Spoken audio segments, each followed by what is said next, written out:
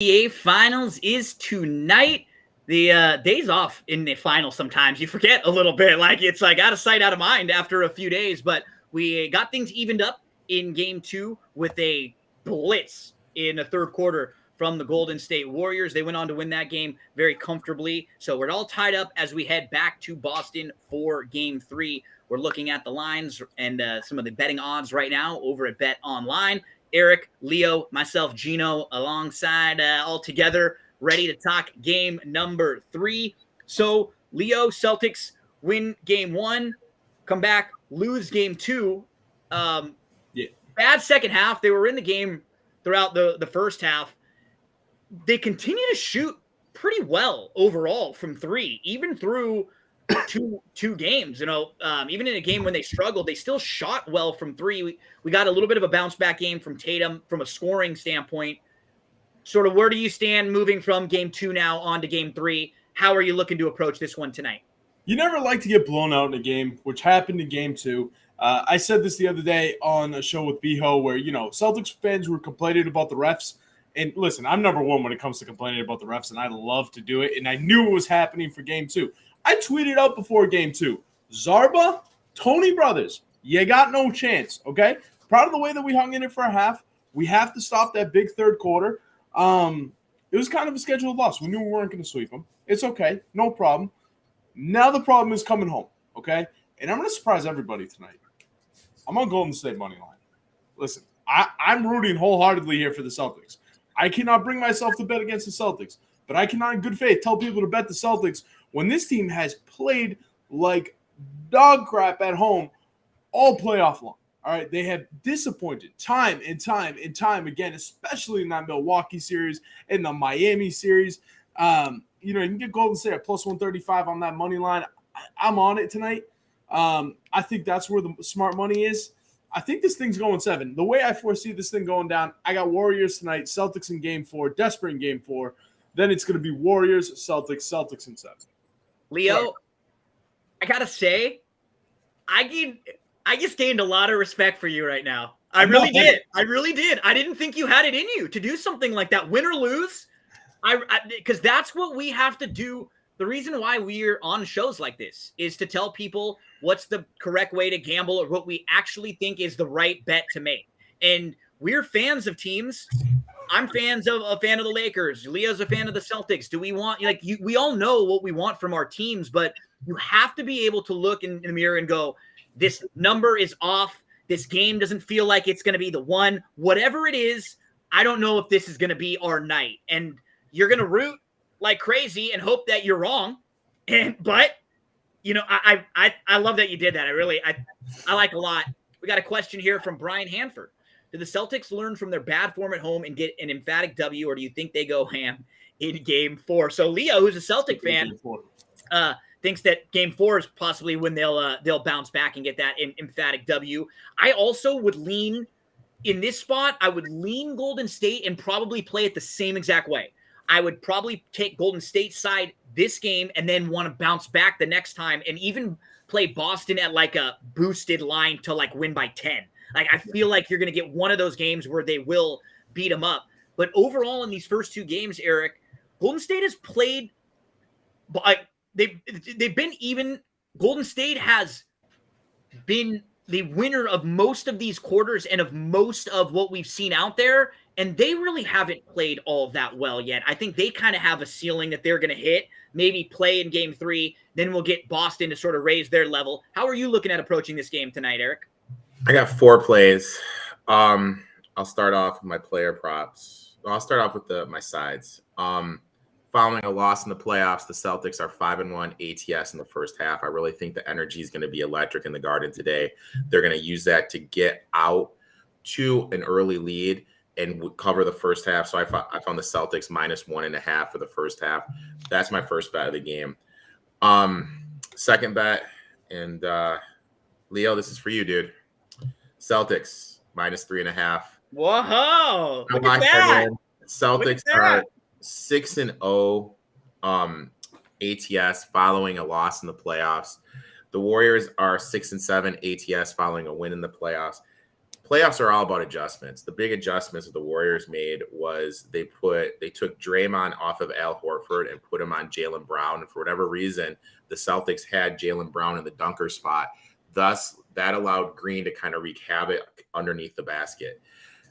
What I expect them to do is to have Brown be drawn to the outside, thus making Green come outside to defend him because Brown can't hit the three. And that's going to open up a lot more stuff for Al Horford underneath, because the Warriors were having Klay Thompson, Steph Curry, Jordan Poole. Those guys were on Al Horford, and that just can't happen. Every shot, Al Horford had 9 of his 12 shots uncontested. Yeah. In game 1. Like in game 2, everything he had was contested. He didn't even have any open looks at all. They completely changed the way that they played him. I think they're going to adjust back to it. And that was sort of one of we're going to get into some player props in just a minute because Brian Hanford was posting about them. But keep going, Eric. I thought that was definitely worth mentioning because Horford just wasn't really getting the same looks. Yeah. And then I expect it to be a big Al Horford game. That's going to factor into one of the player props I play. One of the things that I think I'm going to do if this game does play out the way I think it's going to is if the Celtics do win tonight, then now is when I'm going to get invested in Warriors futures. I think the Warriors win the game. To Brian's thing, I think the vintage Klay game is next game in game. I'm going to be all in the Klay Thompson props. I'm all in on Klay today. That's why I pulled this one up. Today's the day. They left Klay in at the end of the last game just to try to get him going a little bit. It's coming. There's going to be one of them coming.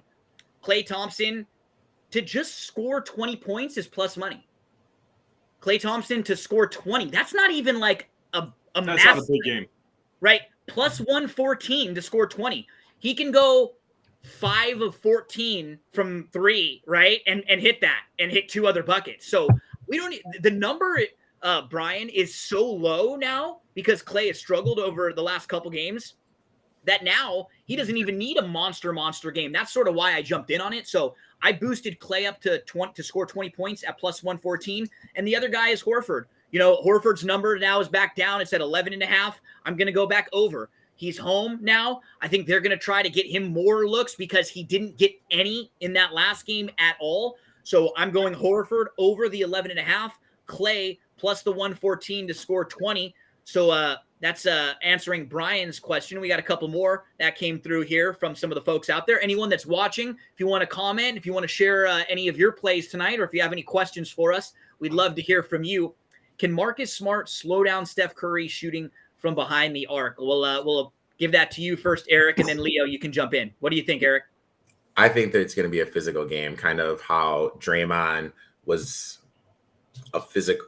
You know, Draymond took the Celtics out of their rhythm, playing very physical. He set a tone. Celtics are going to look to do with Curry today, be very physical with him. And that comes on Marcus Smart. I think Marcus Smart is going to be very physical for the point of attack, kind of what the Mavericks did with Luka. Is they picked him up full court. What the Mavericks did with Luka, what the Mavericks did with Paul is they picked him up full court, made him work extra hard, bringing the ball up. I think that's what the Celtics are going to look to do with Curry. Just make him work, bring the ball up, be extra physical with him, holding and grabbing a lot. I think they're going to totally stop him down tonight. This is the game I would go under maybe Curry. And I it's not that I don't think Golden State can win, but I think Curry is 24, 25, and it's some of the other guys here. Maybe it's Klay, maybe it's Poole, maybe it's someone. Poole was a question. But Leo, what do you think? Smart was non-existent. I mean, the combination of Smart and Horford, who were so good in game 1, and then in game 2, nothing. I mean, they're not going to give you quite as much as you got from them in game 1, but they're way better than what you got from them in game 2. It's not overly surprising to me just because those two guys, while they've really stepped up at times, they've also disappeared at times. They usually don't disappear in the same game.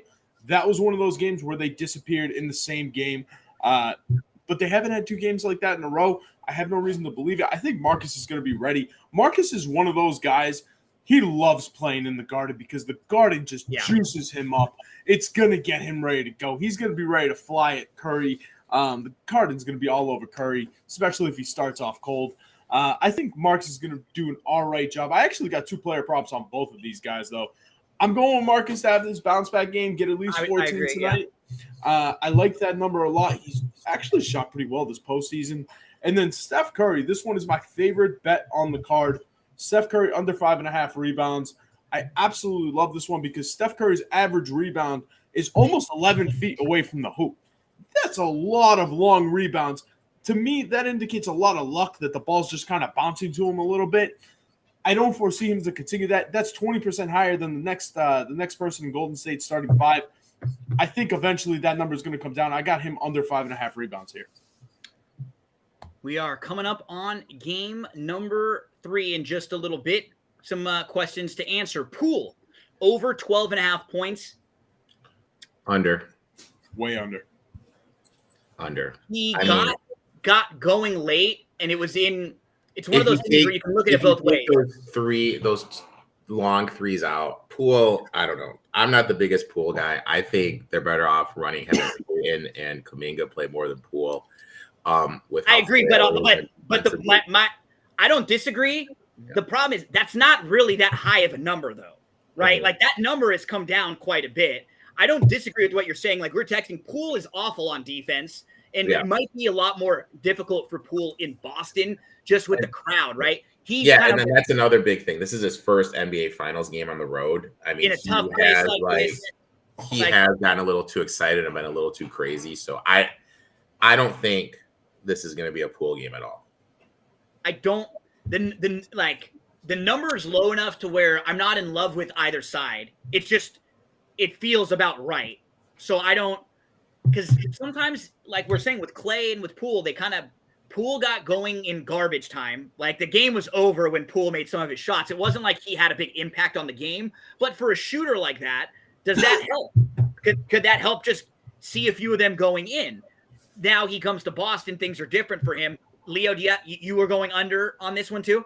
I'm going to go under on Poole just because, again, like Eric already mentioned, first road game in the NBA Finals. He's been kind of inconsistent too. He hasn't been all that great. He's not tough. I do think that they're going to play him a lot tonight, and I think playing him a lot, the Celtics are going to go more toward a smaller lineup, and that's going to result in more minutes for Peyton Pritchard. Peyton Pritchard's one guy I have circled tonight because you can get – he's been shooting the ball fairly well. He hasn't gotten a ton of minutes, but again, if Golden State is going to go small, I think Ime is going to come back with a small lineup as well. It's going to be more minutes for Pritchard. So I'm going to take Pritchard to score at least 11 points at plus 280. I'm going to take him to score at least 13 points at plus 450. Nice. I think that's a really good number for a guy that can kind of sort of light it up. Like he's an afterthought for Golden State. Golden State's not going to be worried about him, and he can knock down some open shots. So that would be someone Leo may give Bobby Thomas for a possible prize picks lineup.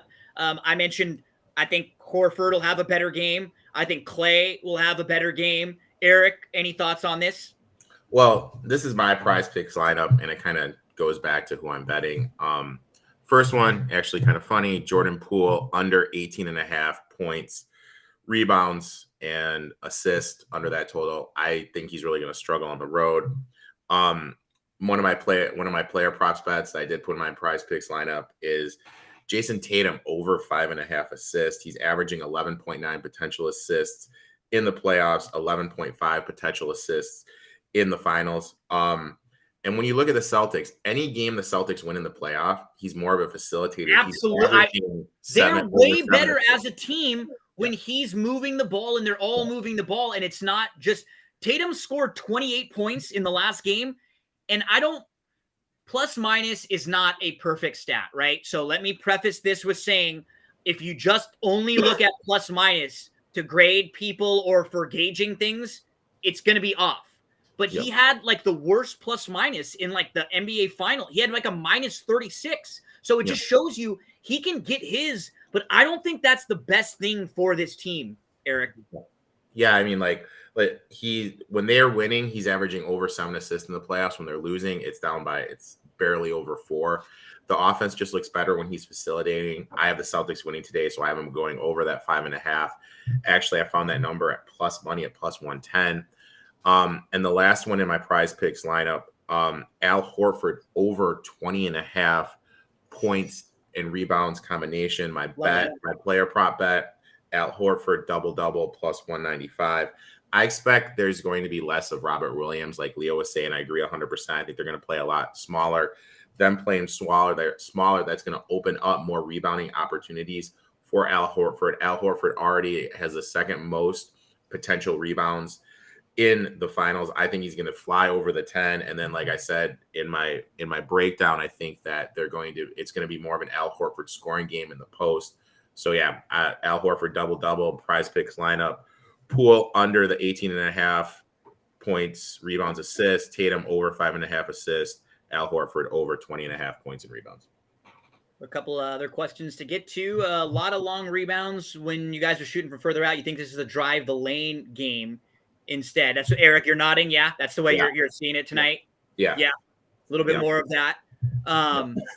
We got a question. Why isn't Kerr playing Kuminga more? I think it just comes down to right? It's like Kuminga or Poole, right? And it's offense or defense, because who else would be Kuminga playing instead of at this point? Everyone's rotations are shortened up a little bit. It's not absurd that he's not playing, but I actually thought someone like Bielitsa gave them some pretty good minutes the other night. He kind of just gave them like a little bit of a different look and sort of like a different wrinkle. So do you expect, either you guys expect to see more Kuminga tonight, or do you think there's a reason why we're not seeing more of him? No, I think it's sorry. No, I don't expect to see any of Kuminga tonight. And the fact of the matter is, the Warriors are just better when they space everybody out. Even with Kevon Looney on the floor, I don't like Kevon Looney for the Warriors in this series. No. They're better off stretching the Celtics out, because the Celtics can struggle defending one-on-one. There's so much movement in this offense. There's no, the Celtics defense has been predicated around somebody protecting the rim and some guys that are good around the perimeter. And they've completely taken Robbie Williams out of the equation. So there's no reason to put Kuminga in there and, bring him back in. Yeah. We got my thing is Kerr's in a weird scenario, because he also has to be, everyone wants to do the right now and everything, but also Poole's kind of what they're trying to do for the future. How is a young kid going to take it if you go up to him and say, hey, look, in this scenario right here, we're better off having Kuminga play than you. You know what I mean? Like, honestly, it's a weird situation that Kerr's in right now. I think the Warriors' best lineup would be Thompson, Curry in the back, Wiggins, Kuminga, and Porter. I think that would be the best lineup. Well, it's sort of like it's Peyton sort of getting the minutes that it might have been for Kuminga too, right? Like, and Peyton came back. Peyton's the physical type guy. I'm not saying, don't take this the wrong way, I'm not saying 5 Gary Paytons will beat the Celtics, but he's the type of player that you need on the court to disrupt what the Celtics like to do. I agree, and I think it's sort of like those are the decisions. Warriors fan who asked about Kuminga, what we just talked out, is it Kuminga or Poole? Okay, is it Kuminga or Porter? Right? Is it Kuminga or Peyton? Those are all decisions. He's probably going with just the guys that are a little bit more proven and maybe, right, just a little bit more experienced in there. So, yeah, that's it's nice that they've got a lot of options. It's not like Kuminga's a bad option to go to. Brian likes Poole assists, thinks that's the move for tonight. Yeah, maybe. I'm my worry, and I know Eric's worry, is just that Poole, if he is having one of those nights where he is awful defensively, that might be a game where you just take him out. Which is every night. Well, no, and no, he's never great, but some nights it's way easier for the other team to attack him, and they're able to make it. Some nights he doesn't even fight through. Like, he can when he's trying and battling, but there have been some, for example, think of the night with Luka, right? When everyone was attacking Luka. Sometimes it's like that for Poole. Other times he's passable out there. But I don't. Poole is just, I'm really not a fan of Jordan Poole. I really don't like his game. I get it. He can score a little bit, but defensively, it's one thing to stink defensively. Like you said, it's another thing not to try. This dude doesn't try most of the time on defense. Some nights it's just fighting through. That's all.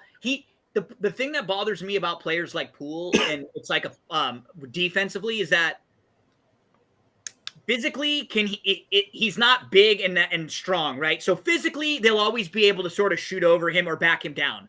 but he is fast. And there's no reason why he can't defend guys that are like him, that are running around, trying to shoot, that are smaller guys, like fighting through screens, knowing where they're going to be, just making things difficult. That's what Steph Curry does. Yeah, but Steph has put some weight in. He is a little bigger in the weight room. He's gotten a little bit more a little thicker, a little bit more stronger. Poole is just so frail. Yeah. I mean, and he put some work in. And again, Steph want puts in contact. effort defensively at times.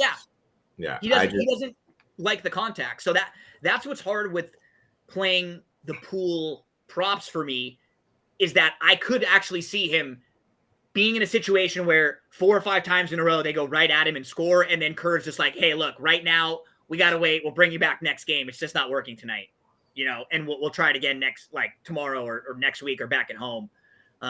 Lots of cool questions coming through. Peyton, Joe was asking Grant Williams plus 400 for 2 plus 3s. So he's thinking Grant Williams bounce back. So Grant Williams would benefit from less Robert Williams, right? That just gives him a little bit more time with them going smaller, a little more him and a little more Horford. I think get plus 400. I'd probably dabble on that. Yeah. Joe also likes the White over points. See, I don't. No. Stop it. He took 13 shots last game, too. He was like being forced to take too many shots, and he just got over late. He's not a scorer. I like Derek White a lot. Like, this kid is coming. I think it's been a bigger reason than people realize for this turnaround. But listen, every time this dude shoots and the ball goes in, I'm surprised. That's usually a good indicator not to bet the over on his points. And he's been shooting lights out. He's surprised me a lot, and I really appreciate it. You should not bet the over on his points. No. Brian's likes, you know what, Brian? See, I love sprinkles like this, right? Talking about Tatum, 9.5 assists, and it's a huge number. Is that something you're going to go bet a bunch of units on? No. But do you do a little sprinkle? Absolutely, because it plays into the handicap. I don't mind that. I don't mind that. Hey, Jason Tatum is God's gift to this earth. He could get 15 assists if he wants to. Right? Absolutely. Tatum is becoming a smarter player. This was one of the gripes and one of my knocks on Tatum getting to this point was he's not necessarily as good of a playmaker, or he's still a little too much one-on-one. And if he can lean into a game like this when realizing, hey, my shots aren't there, but I can swing it around and get everybody some open looks, that's him taking the next step. And that's him continuing to ascend as a superstar. So Tatum over on the assist there. Bobby says that E could drop 20 on Poole now. What do you think, E? Well, I grew up playing basketball with Bobby. You're going to back him down? You'd be backing him down, throwing the booty into him a little bit? I could drop 20 on Poole right now. I'm pretty confident. Confident. So what kind of game do you have, Eric? You got what's your game like a little bit? Oh my God, I can just shoot. That's all I got. I can shoot. That's it. I would just shoot. A little bit. Because I'm just the most annoying person you've ever played on the basketball court. I'm the guy that we're in their pickup and I'm running like crazy and everyone's like, dude, come on, settle down a little bit. That's my advantage. That's how I gain my advantage. So to nobody's surprise, in high school, I was the guy that would sit there and they would put me on the other team's best player to guard him because I was good defensively. But the main reason I was good defensively is because I'd piss them off so much they'd just forget about the basketball game and want to punch me in the face. Sure. I love that. Leo's used the same sort of technique and brought it right over to Better Than Vegas. That's right. And VTV, right? And so it works great for Leo all over the place. It gets him on the court. That's what's great. It gets Leo on the court. I answered this one. Leo, I think you said 2. I think it's more of a Thompson game. Eric, you think next game is the Thompson game? I think next game is the Clay game. I think next game is playoff Clay. I've known to get premature before, but I think that this one's the Thompson game. Maybe we'll see if it's the next one. Leo, any thoughts on that one? Did you mean that one? No. Yes. Yeah. You did, right? Okay. Yeah. Right. I was ripping myself. It's okay. Yeah. You need one? No, we're good. We're good. So let's we got one more to get through, and really appreciate all the questions coming in. But guys, gals, everyone out there watching, it makes our show a little bit better and a lot more fun knowing that you are watching, sharing, commenting, invested in the game also tonight. So if you're watching, we'll be back again before the rest of the finals games. And anytime that you see us live, say hello to us. We'd love to pull up some of your quotes, your comments, and your questions. Lights out shooting. I've got handles. You all want a BTV ball turning. He's going to take all the bread. Okay. Joe can't wait for November. So Joe's the early favorite in the BTV ball. Are we going to do one-on-one? Or are we going to get like teams of 2? We'll figure it out. We'll get something in the works there.